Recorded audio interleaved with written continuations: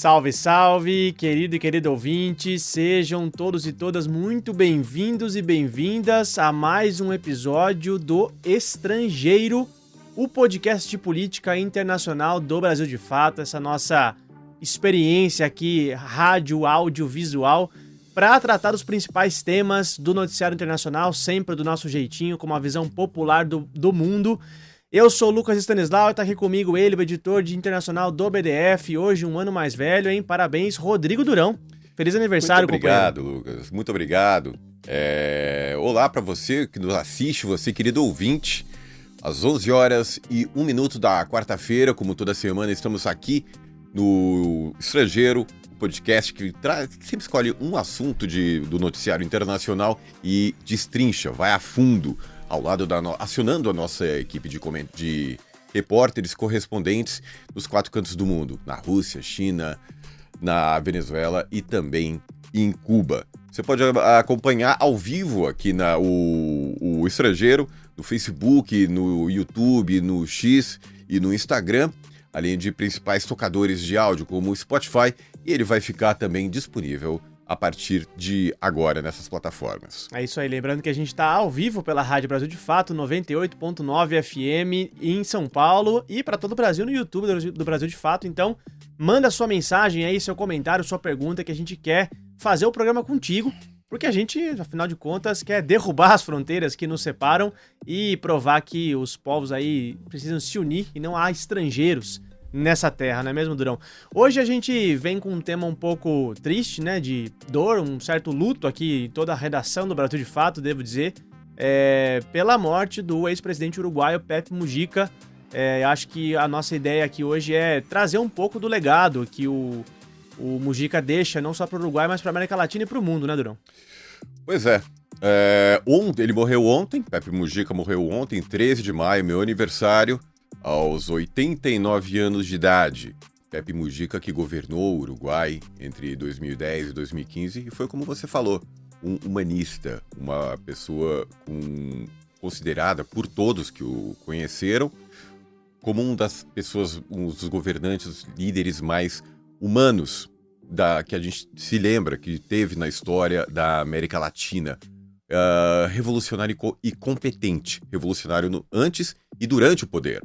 Ele que participou das guerrilhas do Uruguai, foi preso por muitos anos e no poder ele revolucionou. Foi o primeiro país do mundo a descriminalizar a cannabis em 2013. Em 2012 ele já havia legalizado o casamento igualitário entre pessoas do mesmo sexo. Sai em 2015 com 70% de aprovação, com feitos que ele pode se orgulhar, como ter reduzido a pobreza de 30% para 11%, aumentou o PIB, aumentou as exportações e outros símbolos do governo. Doar 90% do salário, continuar morando no seu sítio, dirigindo o seu Fusca azul, são coisas pelas quais Mujica será lembrado. Toda uma mística que envolve a figura dele, né? Pois uma mística sem forçar, sem gerente de marketing o assessorando, Muito espontâneo. Foi espontâneo. E a gente vai até a China, onde o nosso correspondente na China, em Pequim, Mauro Ramos, que é uruguaio. Olá, Mauro. Como uruguaio, como um repórter, jornalista, começa te perguntando o que mudou no Uruguai antes e depois do Mujica. É possível dizer uma coisa dessa, que o Uruguai é um país antes e depois desse governante? Olá, Mauro. Bom dia, pessoal. Acho que com certeza, Durão. Acho que tem duas formas de talvez ver o peso do Mujica, o papel do Mujica no Uruguai. Uma é os que você vinha mencionando, né? Algumas das conquistas que o governo dele teve. É, o, Entre as que você mencionou, além das que você mencionou, teve o aumento do salário mínimo nacional, né, em 11,6% na época, acima da inflação. Lembrando que o governo anterior, né, do Partido Nacional, agora no Uruguai, não teve praticamente um aumento de salário, né? Eles colocavam muito a responsabilidade na pandemia. mas vendo o governo do Mujica à distância, a gente pode avaliar com os dados que houve uma melhora na condição da vida das pessoas, uma redução da desigualdade, algumas políticas que tentaram reduzir as históricas desigualdades, por exemplo, regionais que existem no Uruguai, né? Montevidéu é muito a gente fala que é um país um pouco cefalocêntrico, né? Tá muito centrado no Uruguai, está tudo muito concentrado, e ele fez a UTEC, que é uma universidade tecnológica, que teve o objetivo de levar o ensino terciário para o interior do país.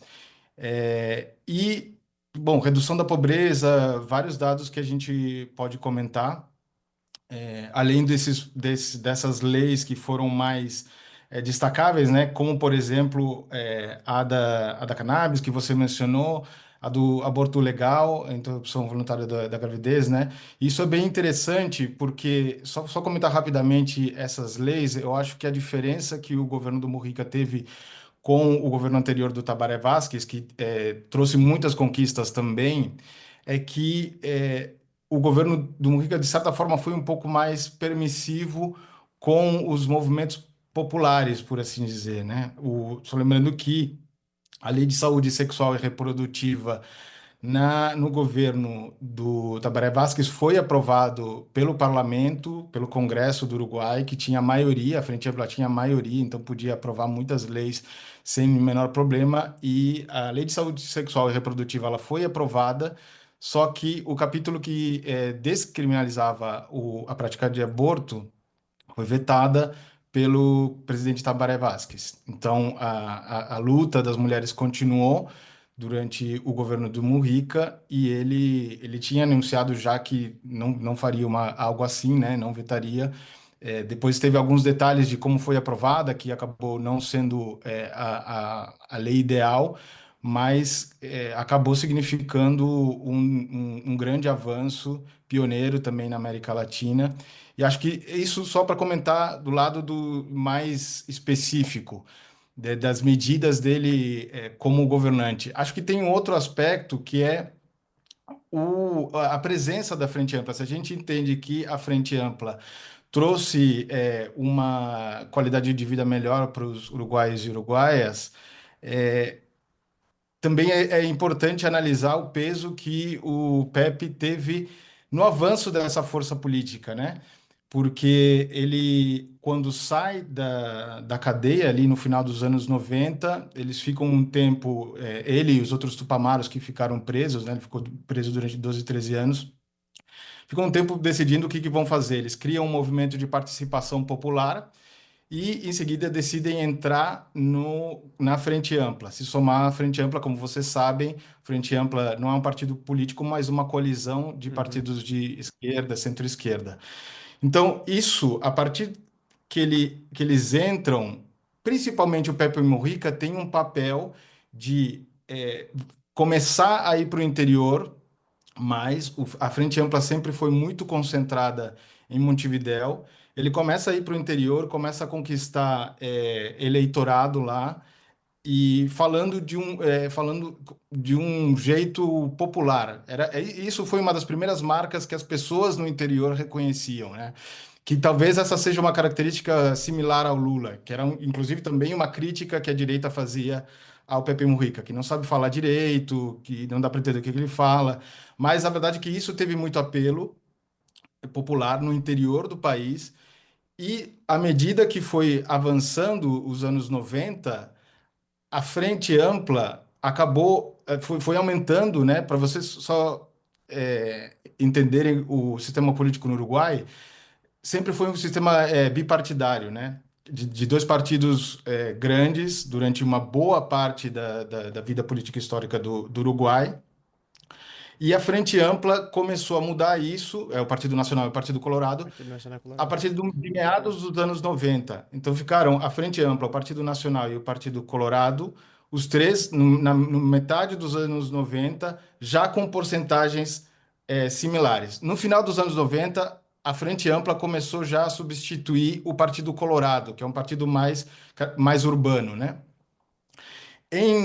Quando a Frente Ampla ganha, em 2004, as eleições, o Mujica já foi o senador mais votado da história do país. E a partir daí, o MPP, a força política que ele e os Tupamaros criaram, só cresceram em tamanho e hoje a força política dentro da Frente Ampla que tem a maioria dos votos e, por exemplo, o candidato que acaba de ganhar no Uruguai, o Yamandu Costa, que acaba de assumir, né, tomar posse, é do setor político do Mujica, o MPP, um movimento de participação popular.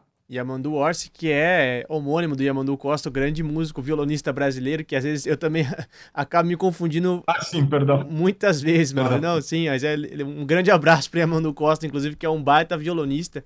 Eu só queria lembrar pro ouvinte que, assim, hoje a gente estava se preparando para fazer um episódio voltado à visita do Lula na China, né, Mauro? Que o Mauro acompanhou muito de perto aí todos os acordos assinados, as reuniões com o Xi.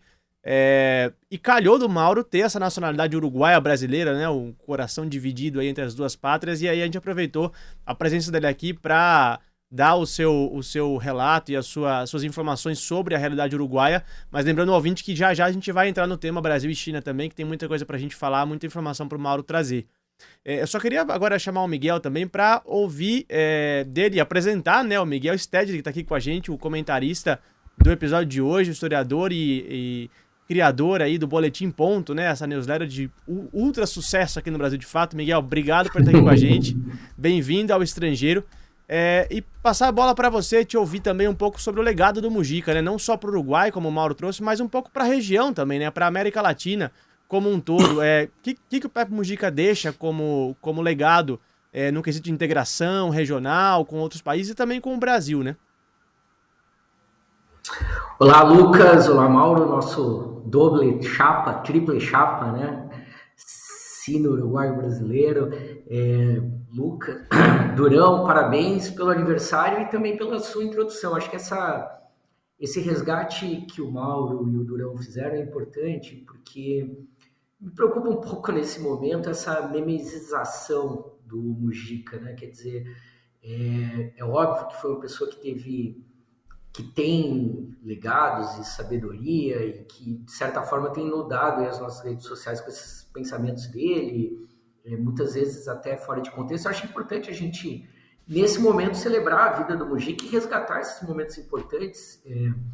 Eu acho que o Durão e o Mauro relembraram, quer dizer, o Mujica é uma pessoa que permaneceu 12 anos preso e incomunicável, né? Tem, inclusive, um belo filme sobre isso, Uma Noite de 12 Anos, né? Que é a situação dele, do Leopoldo Hernandes e do Maurício Rosenkoff, que depois foi secretário de Cultura em Montevidéu e que tem um livro excelente também, já fazer recomendação aos nossos ouvintes e espectadores, As Cartas que Não Chegaram, saiu pela Editora Record, tem algumas que são lembranças do cárcere, né, mas também são importantes para a gente entender esse contexto. Então, eu acho que é importante a gente relembrar o Mujica militante socialista, o Mujica presidente, que foi muito importante essa lembrança que o Mauro traz, porque esse impacto midiático que o Mujica construiu internacionalmente, né, que já era maior no Uruguai, vem justamente de ter levado mais à esquerda o governo da Frente Ampla, né, comparado com o Tabaré Vázquez e com todos os limites que o governo tinha, né. E internacionalmente, respondendo ao Lucas, eu acho que ele cumpriu um papel importante também, né.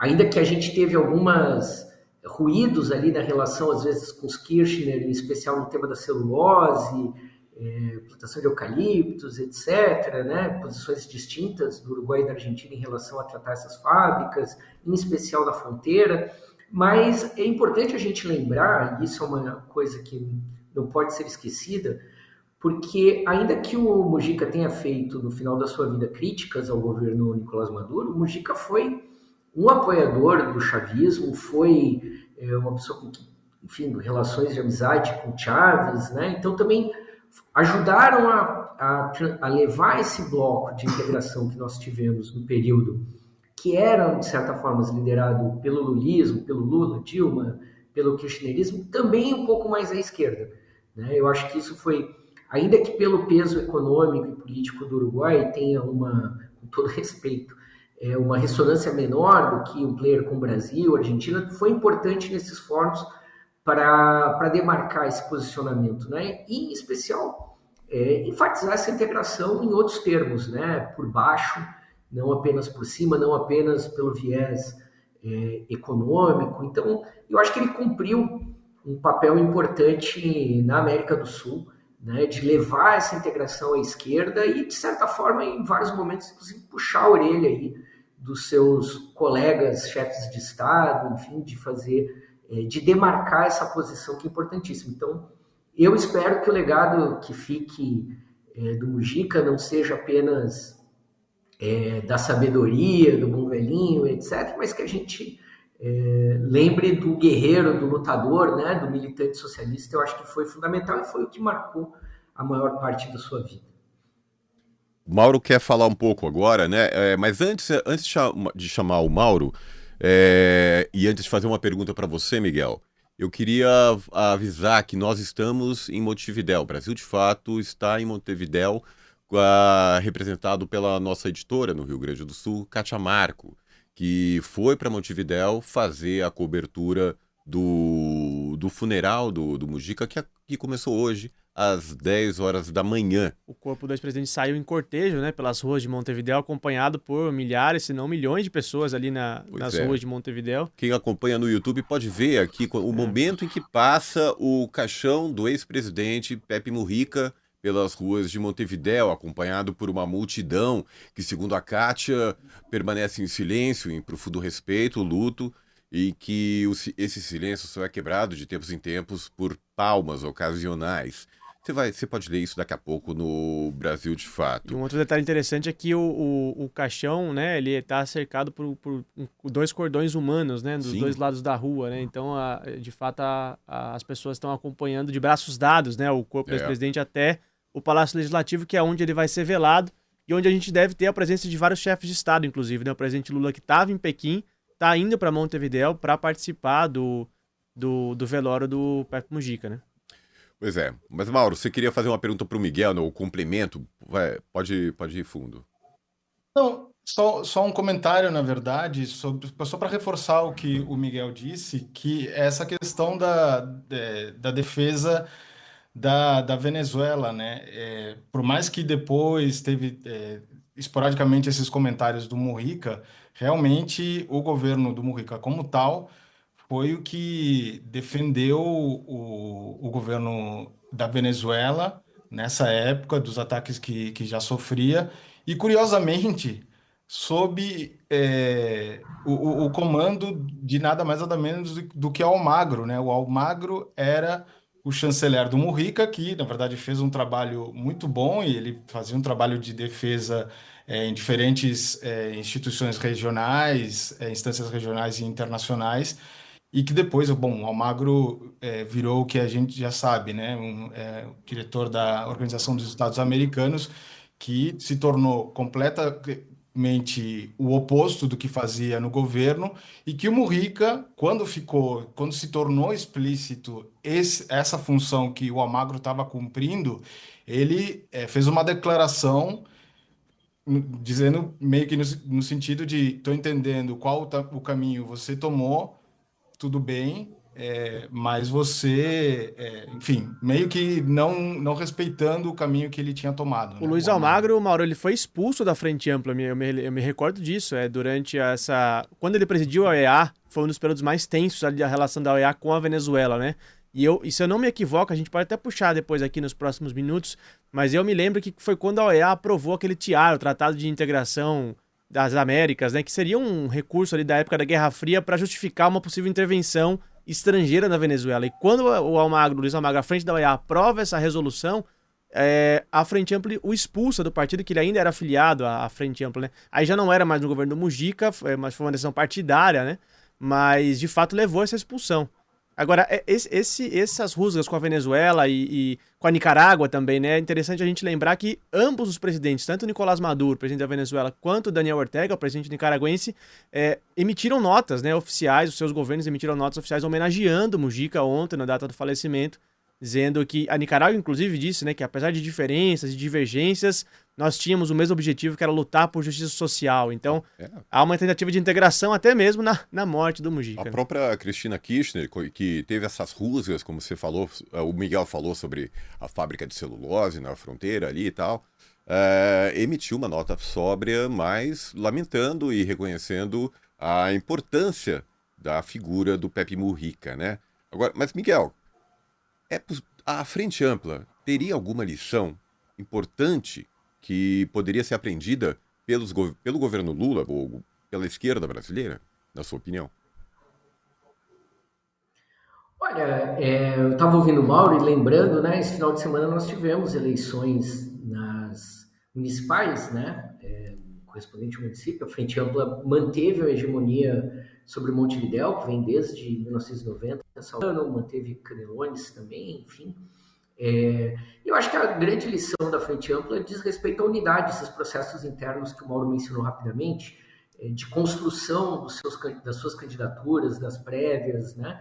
É um complexo difícil de você estruturar a quantidade de forças, construir unidade e a forma como essa unidade se mantém depois desses processos de prévia e discussão, né? Eu acho que tem uma capacidade muito grande de renovação também dentro da Frente Ampla. Eu acho que é bastante saudável, né? A gente vê isso, inclusive, por essas eleições, no prefeito de Montevidéu, enfim, o próprio Yamandu, né? Que surge, então, há uma renovação de forças ali importantes, eu acho que são legados, né? Mas eu acho que, principalmente, por conta desse crescimento do MPP que o Mauro mencionava, eu acho que a Frente Ampla também foi indo mais à esquerda. Eu acho que o governo Mujica é um bom exemplo disso, assim, que também é outra dimensão que parece que foi um pouco esquecida nessa memorização, né? Mas comprou brigas importantes, não é pequeno, né? Por mais que não seja o ideal, quer dizer, a lei de descriminalização do aborto, a da questão do uso de maconha mesmo muito folclorizada, né? Muito anedotizado, enfim. E o crescimento social. Então, o Mujica demonstrou como governante que é possível ter conquistas sociais, é possível ir para além, fazer o impossível além do possível, né? Eu acho que esses são legados. Agora, eu acho que o sinal de alerta que fica para a esquerda brasileira, e de certa forma acredito que a esquerda uruguaia tem consciência disso, é que você não fabrica um novo Pepe Mujica, né? Não é um conclave, não tem... É diferente, né, para mencionar aí outros humanistas que nos deixaram nesse período, né? Quer dizer, você tem um caldo histórico que permite o surgimento de uma figura como Mujica, né? Da luta armada, mesmo da militância anterior dele, e depois nesse processo de redemocratização, enfim, da própria história dos Tupamares, do MDP, a ligação com o movimento camponês, com os cortadores de cana no Uruguai, enfim. Então tem um caldo histórico-social que produz um sujeito da envergadura do Pepe Mujica. E isso vale também para nós pensarmos, e isso é inevitável que a gente faça essa discussão em breve, o pós-lulismo, né? Então não adianta simplesmente se reivindicar sucessor, né? Você não tem um conjunto de greves, um caldo político como o que gerou a CUT, o PT, o MST, que vá gerar uma liderança nova, né? E esse não é um processo espontâneo, né? E nem é um processo descolado das massas, né? Não é por titulação, autoproclamação que esses sucessores são colocados. Então, acho que, infelizmente, a esquerda latino-americana vai passar um bom tempo sem ter figuras da envergadura do Pepe Mujica, né? Eles são produtos de um outro tempo histórico e, infelizmente, o tempo histórico do neoliberalismo nos legou poucas lideranças com essa capacidade, né? E com essa capacidade de construir unidade e fazer movimentos mais à esquerda, não se contentando com aquilo que a ordem formal colocava como que era possível, né? A ordem institucional, etc.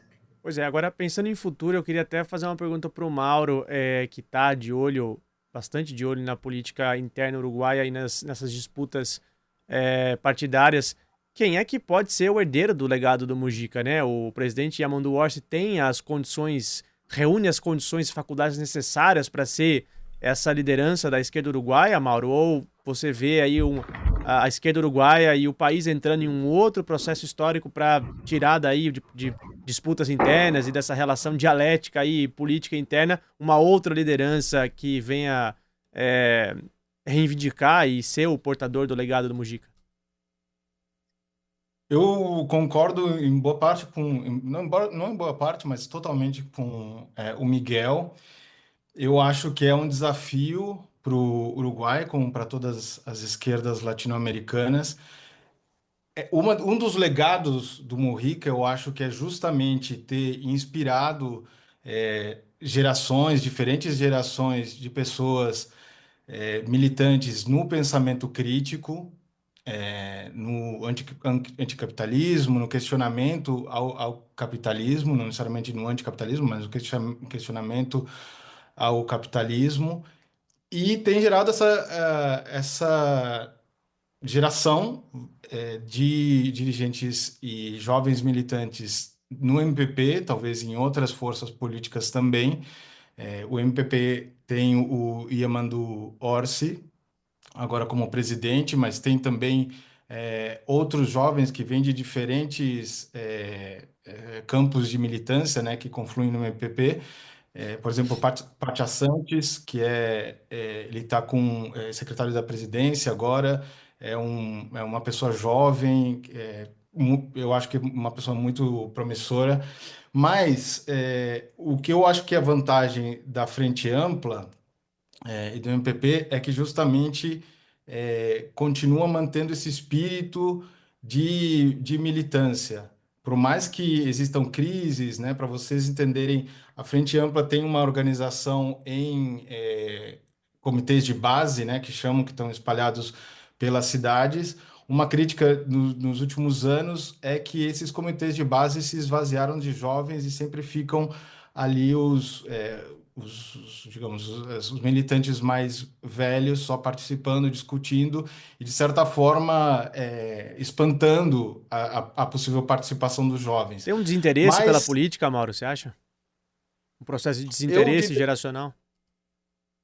eu não sei se no mesmo nível que em geral, mas eu acho que esse processo que, pelo menos eu vi há alguns anos atrás, ele não gerou uma apatia ou uma falta de militância. O que eu vejo cada vez que tem eleições são juventudes saindo para buscar voto, fazendo acampamentos. O próprio MPP tem o núcleo que chama Gurises MPP, né, que é guris do MPP, que eles fazem acampamentos, discutem, depois fazem, né, as campanhas políticas servem para eles se organizarem também. Então, eu acho que a ferramenta da Frente Ampla ainda tem bastante para gerar. E só para mencionar outro dos dirigentes também, que é um dirigente importante no Uruguai, jovem, que é o Boca Andrade, né? Ele do Partido Comunista. O Partido Comunista, talvez em expressão de votos, não é tão importante, mas ele tem um peso político significativo, né? E o Boca Andrade é uma das referências jovens também críticas, que ele vem do sindicalismo, que chama muito atenção no Uruguai, e tem atraído bastante votos. Agora, no último período, ele como presidenciável, digamos, talvez tenha se apagado um pouco, mas é um sinal de que a Frente Ampla e as suas forças políticas que a compõem ainda tem gás, ainda tem futuro. Agora, e a direita, Mauro? Porque a gente vê, em retrospecto, o governo do Luiz Lacalle-Pou não foi lá essa Coca-Cola toda, né? Como é que a direita pode se organizar agora sem a referência de um Mujica para a esquerda, né? Isso tende a abalar um pouco o jogo político, você acha? Então, essa vai ser a questão que fica a partir de agora, né? Como vai ficar o MPP sem a sua principal figura, que era o Mujica, mas também outras que já partiram, como o Idobro, que aparece no filme que o Miguel mencionou, Nhato, o Idobro, eram as principais referências do MPP e agora elas não estão, e o Mujica realmente acho que é um puxador de votos, vamos dizer O assim. cabo eleitoral é muito forte ali, era, né? Pelo menos. Sim, sim, sim. Eu acho que, por exemplo, Yamandu Orsi não necessariamente tem o perfil de outros jovens, né? Uhum. Acho que ele fez um muito bom governo no governo de Canelones. É um quadro político, obviamente, mas eu acho que o MPP, como força política, consegue ter essa força justamente de propor candidatos e as pessoas terem a confiança de votar nesses candidatos. Agora, o que vai ficar essa pergunta o que vai acontecer com essa força política nos próximos anos, ainda considerando que existem jovens, ou relativamente jovens, que estão em desenvolvimento.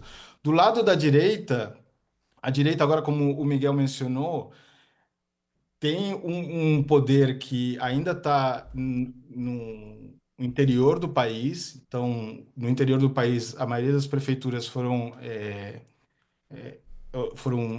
tiveram eleitos candidatos do Partido Nacional, né, o Partido Blanco, e existe também uma certa renovação, mas eu acho que ainda é difícil ter uma identidade no Uruguai massiva com a direita. Então, para vocês verem, em Montevidéu, a prefeitura, não, a direita não consegue tirar a esquerda, a Frente Ampla, do governo. Assim, é um fenômeno muito forte em Montevidéu. Eu acho que é bem único na América Latina e provavelmente Exatamente. Uhum. Raro no mundo, na no mundo. verdade. É. Mundo. É o que vai contra o que está acontecendo com essa expansão da extrema-direita em diversos cantos do mundo. Mas se você quer ter acesso a esse tipo de material mais profundo, exclusivo, aprofundado sobre o noticiário internacional, é só assinar nossa newsletter. Vai no site www.brasildefato, www.brasildefato.com.br/boletim e se inscreve para receber a nossa newsletter semanal. Tem o QR Code também que você está vendo aí na tela, tem na descrição do nosso episódio do YouTube, também com o link. E você assina, recebe gratuitamente, facilmente, esses conteúdos mais aprofundados. A gente vai voltar com o Mauro e eu já te faço uma pergunta, Mauro, você que acompanhou a viagem do Lula aí a Pequim. Vamos virar o disco agora, né, Vamos virar o disco. Lado Vamos B. virar o disco, a gente vai fazer um programa denso hoje. Mauro, eu queria saber qual foi o saldo dessa viagem do Lula a Pequim. O que se extrai dessa viagem? Durão, teve 2 ou 3 partes dessa viagem, né? O primeiro, o seminário empresarial Brasil-China, onde houve anúncios de investimentos. Logo, a participação do presidente Lula no quarto fórum China-CELAC, quarto fórum ministerial China-CELAC, e o encontro, a visita de Estado propriamente dita, com o presidente Xi Jinping. Nesse primeiro seminário, houve os resultados especificamente de investimentos. Isso eu gostaria de explicar um pouco, porque eu acho que está tendo uma certa confusão no Brasil de que esse seminário, os resultados desses investimentos são os resultados da viagem toda ou dos acordos com a China. Na verdade, esses investimentos no seminário são de empresas chinesas que se comprometem com outras empresas no Brasil e que somam esses 27 bilhões de reais.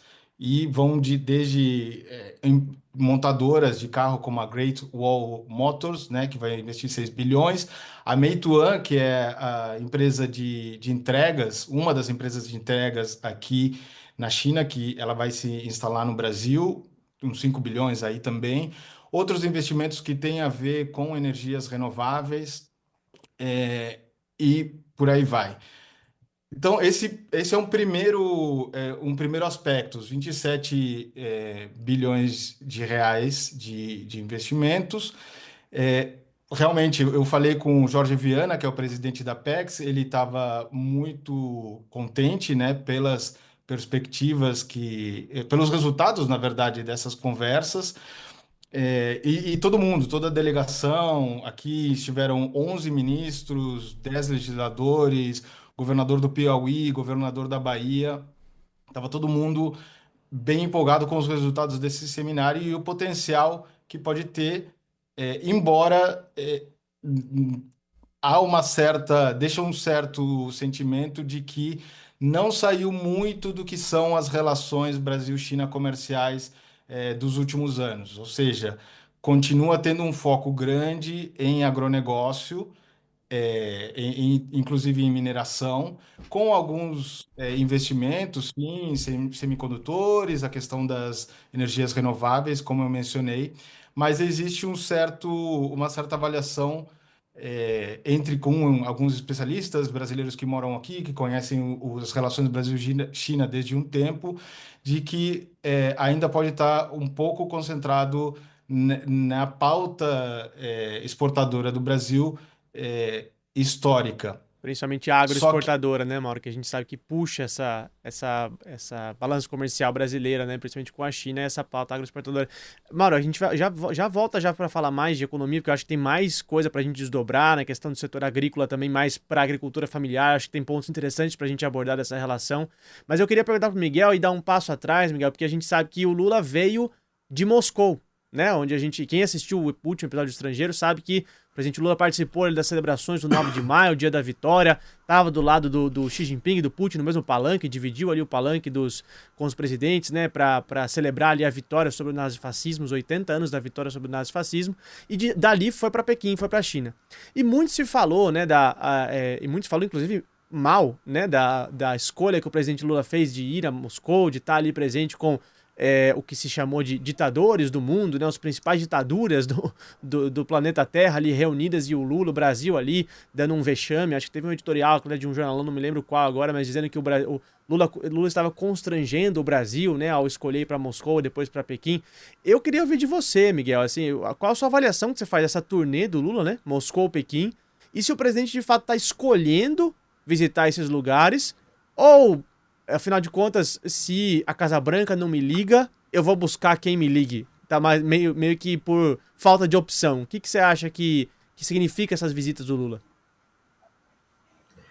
Olha, eu acho que, do ponto de vista econômico, eu quero escutar mais o Mauro tomar nota aqui, né? A gente até estava conversando dos bastidores. Agora, do ponto de vista político, eu acho que foi um momento mais à esquerda que esse governo já teve, desde as mobilizações das mulheres contra o PL do estuprador e o tema da escala 6x1, assim, né?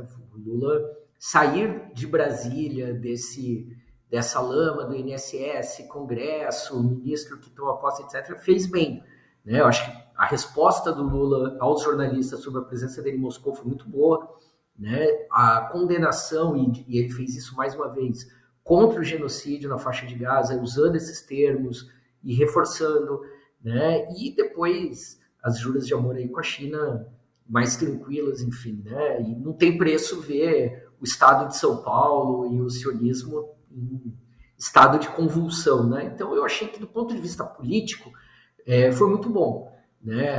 A postura do presidente mudou, o discurso, o tom mais à esquerda, né? Mesmo sendo de coisas que deveriam ser óbvias para qualquer ser humano, como criticar a invasão de Israel à Palestina ou pedir pela paz por encontro de paz, enfim, na Ucrânia, etc. Né? Então, desse ponto de vista, eu achei bastante positivo. Agora, do ponto de vista das relações internacionais, e aí as declarações do Haddad, que não foi na viagem nessa semana, elas também expressam o outro lado, equilibram a balança. No fundo, a gente tem uma postura do Itamaraty que é pendular. A estratégia do Itamaraty é não hostilizar, não confrontar diretamente os Estados Unidos, é ser cauteloso, e isso significa também não se jogar nos braços da China. Então, é uma postura um pouco de ficar... Isso não é só no governo Lula, isso é quase uma tradição cultural do Itamaraty, né? Mesmo no período da ditadura, ficava jogando com esses dois lados, né? Sinalizava para países não alinhados, mas não deixava a órbita de Washington, etc., né? Então, eu acho que, infelizmente, o Brasil vai continuar escolhendo esse caminho. Agora, eu acho um caminho de certo, por mais contraditório que pareça que eu vou dizer agora, um pouco contraditório para o mundo bipolar. Porque você tem, de um lado, desde o primeiro mandato Trump, a doutrina que rege isso está registrado, está expresso nos documentos de segurança nacional dos Estados Unidos. Quando eles olham para a emergência da China, eles dizem, bom, temos um adversário, os aliados devem se subordinar a nós, e é isso, não tem um plano Marshall, não tem USAID, não tem nenhum tipo de espelhinho ou de compensação. É alinhação ou não. É esse que é o tom do discurso do Trump. E, por outro lado, eu acho que as relações com a China poderiam ser mais efetivas. Né? Eu acho que o Brasil perdeu uma grande oportunidade em dezembro do ano passado em não ingressar na nova Rota da Seda. Eu acho que esse conjunto, mas quero escutar o Mauro, esse conjunto de memorandos, de sinalizações, eles tendem a ser mais lentos do que se o Brasil estivesse participando. Eu acho que a gente perde uma grande oportunidade de tentar buscar algum tipo de reindustrialização e de investimentos em infraestrutura e indústria numa parceria com a China, coisas que não virão dos Estados Unidos, muito menos da Europa.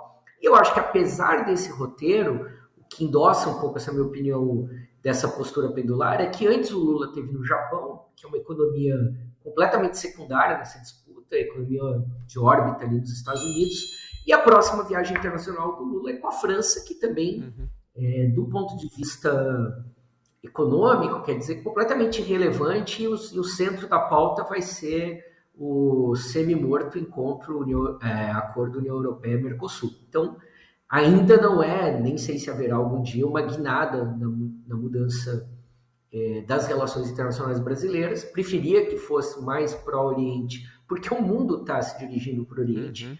É uma questão um pouco de não perder esse trem, né? Agora, uma insistência de ficar no século XX. Né? Eu esperava também que viessem, por isso, repito, quero ouvir o Mauro, mais do que empresas de delivery e mais uma empresa automobilística. Né? Eu acho que a China tem mais a oferecer e o Brasil pensa muito pequeno na relação com o gigante, mas coloca menor do que nessa relação com a China.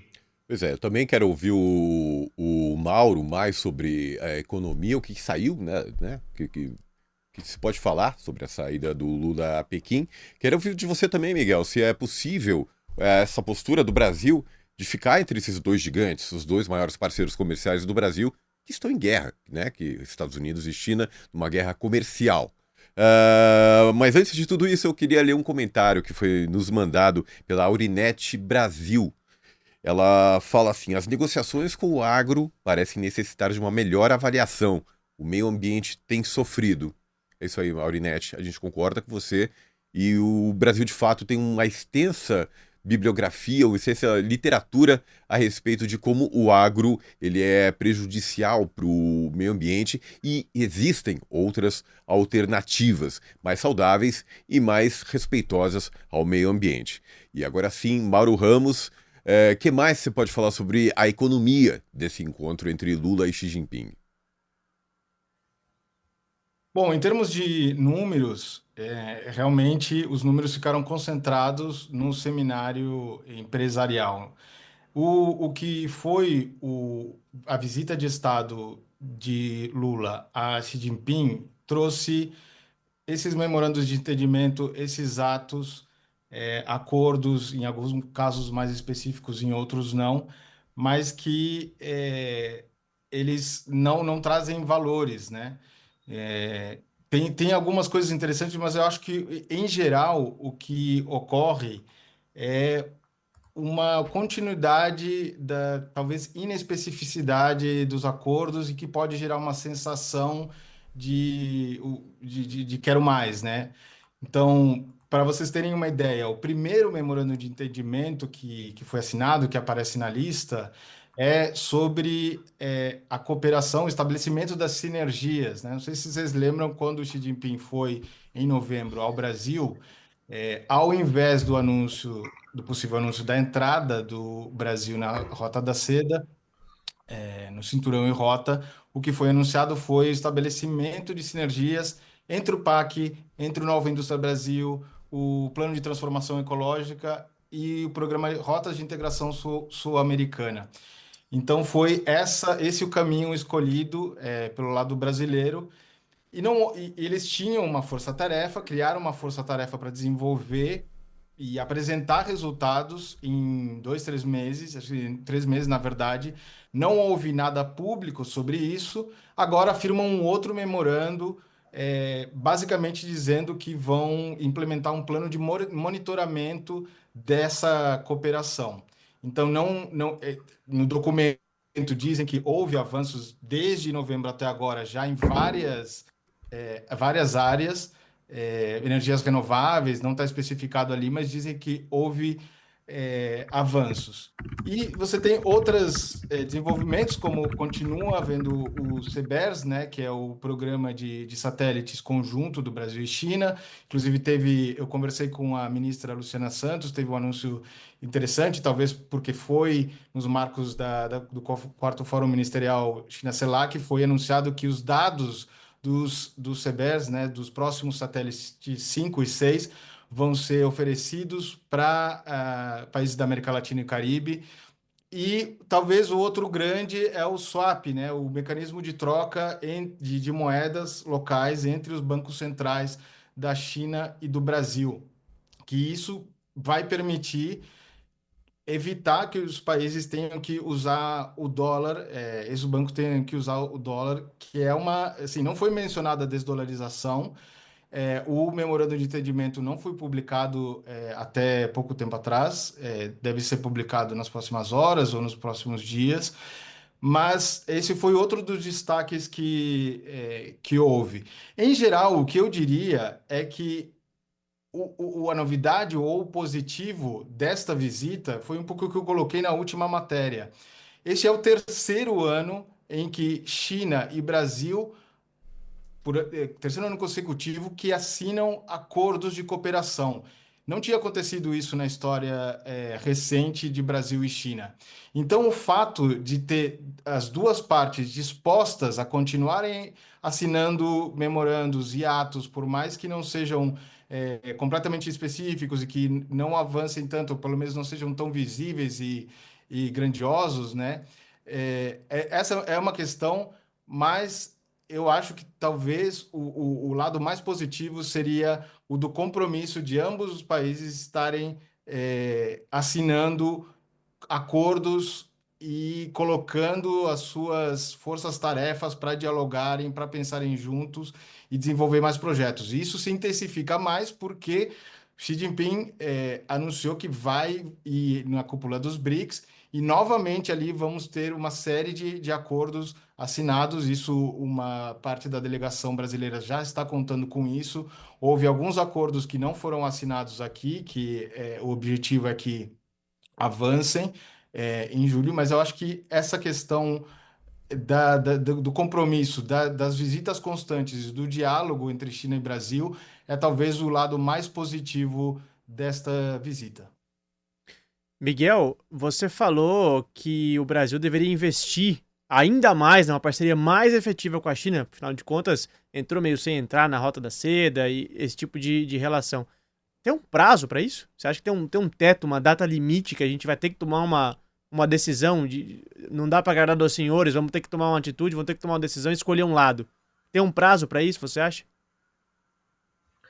Não, eu acho que não tem prazo, Lucas. Agora, respondendo a questão do Durão, né, até onde dá para ir com uma política pendular dessa? Né? Depende de como é que você vê. Se você se vê como um país exportador de soja, você pode ficar fazendo isso infinitamente. Se você só se vê como exportador de recursos naturais e vai ficar fazendo leilão desses recursos, quem é que vai explorar a energia eólica, água, mineração, não tem nenhum plano de soberania, nem sobre dados, nem sobre recursos da natureza, você pode ficar fazendo isso infinitamente. Agora, do ponto de vista do espaço que a América Latina tem para a China, existem interesses grandes dos chineses aqui, inclusive do ponto de vista 2 projetos que me parece que foram discutidos, né? Um ainda na visita do Boric com o Lula, da possibilidade de alguma ferrovia que ligasse o Pacífico ao Atlântico, da mesma forma, a mesma ideia com o Peru, enfim. Então, o que acontece é que o Brasil vai ser um sócio minoritário.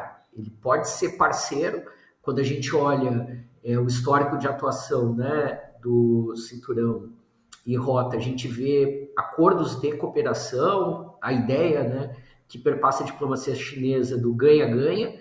Então, no fundo, é uma postura meio de eu não quero ganhar com a China porque eu acho que eu também posso ganhar com os Estados Unidos. Mas, na verdade, é só perde-perde, porque é uma postura de se ver. No fundo, não tem perspectiva de reindustrialização, não tem investimento de infraestrutura, né? Pensar só com essa cabeça do agronegócio, como a espectadora mencionou ali, e com resultados meio pífios, assim, uma colônia new tech, né? Com tecnologia só para escoamento de exportação. E o meu medo, Rodrigo Durão, é que não é só pendular a relação externa. A gente tem eleições a cada 4 anos presidenciais e se a gente hoje tem um governo desse jeito, na próxima eleição a gente pode ter um governo de outro jeito, né? Exatamente. E quem controla os algoritmos, é sempre bom lembrar, apoia o outro lado. Né? Tá na mão do imperialismo, inclusive, e tá no governo do imperialismo. Sentando na mesa, na salão oval. Falando dele, então, vamos pro Terra Plana? Não dá que pra manter, né? Eu acho que amerita aqui, né? A gente chamar o nosso quadro Terra Plana, por favor. Vamos lá. We don't need no education.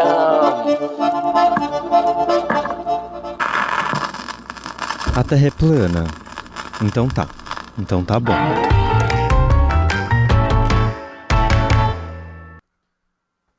Tudo bem, chegamos aqui para o nosso segundo bloco, o quadro Terra Plana é uma gincana, né? Um festival aí onde cada um de nós vai trazer a notícia mais bizarra que saiu na semana no noticiário internacional.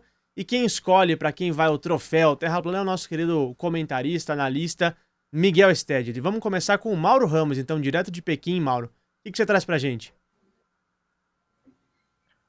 Bom, pessoal, vou trazer uma notícia atual de agora. Talvez não forçando um pouquinho demais o Terra Plana, mas uma notícia que me incomodou de certa forma, que foi publicada num portal aí no Brasil, sobre supostamente a Janja criando um suposto constrangimento no encontro que o Lula e o Xi Jinping tiveram ontem. A matéria foi feita em base ao vazamento de informações de algum ministro. O ministro que estavam presentes, os ministros, também o Davi Alcolumbre e o vice-presidente da Câmara. E ele teria vazado que a primeira-dama brasileira teria protagonizado um climão porque tinha pedido a palavra para falar dos efeitos nocivos da rede social chinesa TikTok. E essa matéria, ela afirma que, inclusive, a primeira-dama da China, que na verdade não é a primeira-dama, não tem primeira-dama aqui, a Pan Liyuan, teria ficado irritada com o comportamento da Janja. E eu duvido muito, sinceramente, que qualquer pessoa que esteja ali da delegação brasileira consiga identificar o menor sinal de irritação de uma pessoa como a Pan Liyuan. Tem algum mestre na leitura facial, né? Porque os chineses não fariam isso, e muito menos a esposa do presidente chinês Xi Jinping. Ou deixaria transparecer, então, né? Qualquer tipo de manifestação desse tipo, né? Não, totalmente. E, assim, muito especulativa. Só que a questão, e aqui eu quero trazer um bastidor, é que hoje, na coletiva do Lula, as mídias brasileiras, a gente tinha direito a 3 perguntas, né? E 1/3 das mídias, das mídias, obviamente, hegemônicas, elas estavam decididas a usar esse espaço das perguntas para fazer o questionamento sobre esse boato. Então, assim, que é um boato que realmente, assim, as negociações foram muitas, tinha muitas questões para falar, para abordar, inclusive a questão do swap, que obviamente o Lula não ia poder dar muitos detalhes, mas havia muitos temas para discutir e ficaram insistindo na tecla de um boato que, assim, se você conhece um pouco a China, não parece muito, ou pelo menos completamente verídico. Acabaram emplacando a pergunta, o Lula falou, bom, alguém vazou, não foi assim, na verdade fui eu que falei pro Xi Jinping. E ele foi muito bem na resposta, né, Mauro? Porque eu ia dizer que altas doses de misoginia nessa boataria, né, sobre a primeira-dama. E o Lula disse, olha, se a minha esposa fez a pergunta e ela tentou o direito de fazer porque ela não é cidadã de segunda classe. Foi essa a frase que o presidente usou na coletiva e botou ordem ali, né? Botou respeito A na Janja parada. é frequentemente atacada, né? Demais. É um alvo fácil. Uhum. Mas, Rodrigo Durão, o que você trouxe pra gente? olha, Donald Trump, né? Não Não dá pra não ter, não dá pra não ser Donald Trump. O negócio é o seguinte, ele recebeu um presente modesto, o Palácio sobre as Nuvens do Qatar, que é um avião hiper luxuoso avaliado em 400 milhões de dólares. Como um presente. Seria o maior presente que um chefe de Estado recebeu, pelo menos do presidente dos Estados Unidos, de uma nação estrangeira. E levanta todo tipo de questão, ética, logística, comercial, técnicas mesmo, né, mecânicas, mas especialmente éticas. Não é uma forma de se conduzir, pode ser visto como um suborno. Especialmente porque os Estados Unidos têm uma série de negócios pendentes com o Qatar. E foi isso que levantou um jornalista do New York Times para o próprio presidente Trump na segunda-feira. Ele respondeu dando uma metáfora de golfe completamente surrealista, que não faz muito sentido. Ele falou que se o oponente resolve te dar um putt, que é a chance de... você não precisa encaçapar a última bola. Você recebe de graça o ponto, porque o oponente fala, não, isso é muito simples, não precisa nem tacar, já vale o ponto. Ele falou, se o oponente te fala isso e você mesmo assim resolve tacar, você pode errar e daí você é chamado de burro. Foi mais ou menos, foi isso que ele falou. O que dá para entender, segundo a avaliação desse jornalista do New York Times, que se te oferecem um presente, você é um idiota de não aceitar, mesmo que esse presente seja um suborno. Vale falar que o Trump tem uma série de negócios pessoais no Qatar. Está lançando criptomoeda junto com o pessoal do Qatar. Os filhos dele estão em turnê pelos Emirados Árabes, pela Arábia Saudita, para emplacar uma série de negócios da família Trump. Então, esse descaramento foi o meu terra plana. E vale lembrar que o governo do Qatar, ali na região, joga um papel lastimável, né? Pior que o PSG, dos quais eles são donos, né? Deplorável. Eu vou trazer os Estados Unidos também, que os Estados Unidos voltaram a incluir Cuba na lista de países que não cooperam na luta contra o terrorismo. Sabe por quê, Rodrigo Durão? Por quê? Porque Cuba dá abrigo a, entre aspas, fugitivos da justiça norte-americana, entre eles Assata Shakur, grande militante da luta antirracista norte-americana. Então, na verdade, não são fugitivos, são asilados, né, perseguidos do regime estadunidense, que estão se refugiando em Cuba. E aí, por conta disso, o governo dos Estados Unidos menciona 11, entre aspas, fugitivos da justiça norte-americana que estariam em Cuba, Cuba abrigando essas pessoas. Então, meu terra plana vai para o Departamento de Estado dos Estados Unidos e a Casa Branca, que mais uma vez atacam e vilipendiam esse país caribenho e que tenta ser soberano, que é Cuba. Não dá para aceitar uma coisa dessa. E aí, com essa, eu jogo nas mãos de Miguel Stede, a quem eu agradeço imensamente pela participação no Estrangeiro de hoje. Miguel, muitíssimo obrigado. E, por favor, para quem vai ser o voto? Olha, eu senti falta do Milei, né? Até fiquei pensando aqui, será que ele teve a elegância? A gente tá dando um detox, Miguel. Estamos dando um detox de Milei. É bom.